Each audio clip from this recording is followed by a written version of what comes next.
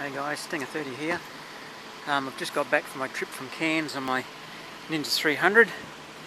I think Kawasaki is selling them short on this bike, saying this thing's an entry-level sports bike. I think they should sell this thing as an entry-level sports tourer. It's that comfortable. The handlebars and the riding position, you're almost sitting bolt upright on the bike. Very, very comfortable indeed. I've just got back from a trip to Cairns. I was up Cairns yesterday. I picked the bike up only 2 days ago, and hopefully you can see the odometer there, but it says 883 kilometres. Extremely good bike on the highway. I'm very, very impressed. The only thing I've really done to affect the performance on the bike is put a +1 sprocket on the front. I've also put on the Two Brothers exhaust and a K&N air cleaner.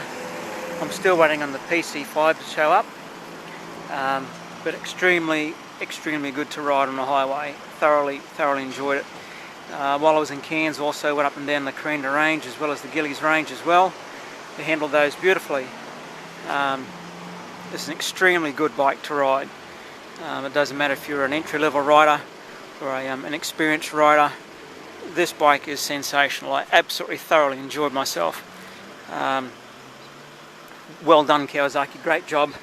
But I just wish Kawasaki would stop aiming this thing just at beginners alone.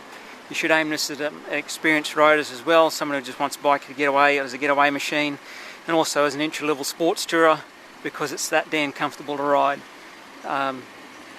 Absolutely brilliant machine. I cannot speak high enough about this machine. I can see myself keeping this bike for many more years to come.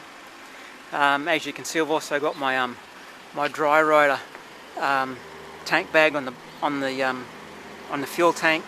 I've also got some. This material here is it's an anti-slip material. You can pick that up for only a couple of dollars down at your local Woolworths or El Cheapo throwaway store. Just chop the thing up so it's the same size as the magnets on the bottom of the tank bag, and stick that on top of your tank so you don't wreck your tank. I've also got the Kawasaki genuine touring screen on there as well.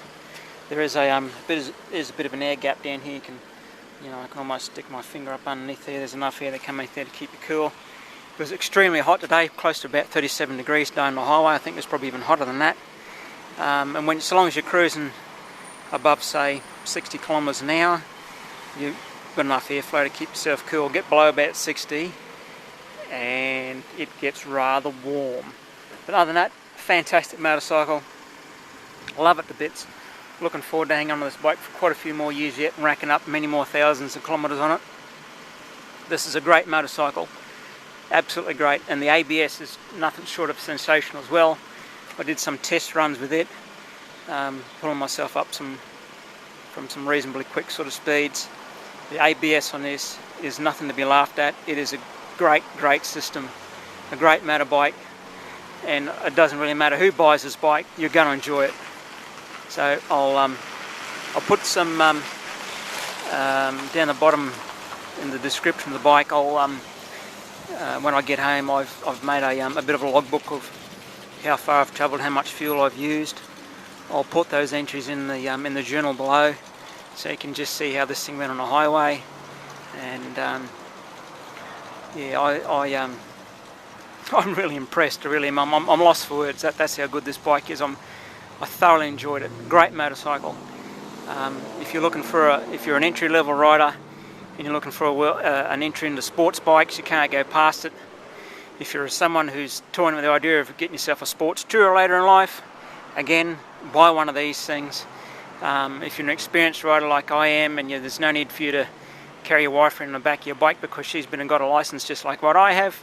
My wife's got a license, she's got her own bike, and there's no need to carry her around the back. Then by all means, get yourself one of these things. You will not be disappointed. Even though it's only 300 cc's, you'll get people try and knock you and tell you, oh, you don't need, what do you need 300 cc's for? Oh, you should go and get yourself 600 cc's. Oh, you need 900 cc's. Well, this may come as a bit of a shock to you. You can go and buy a 900 cc bike, that's fine. But in first gear, you're going to lose your license. The speed limit on the highway is still only 100.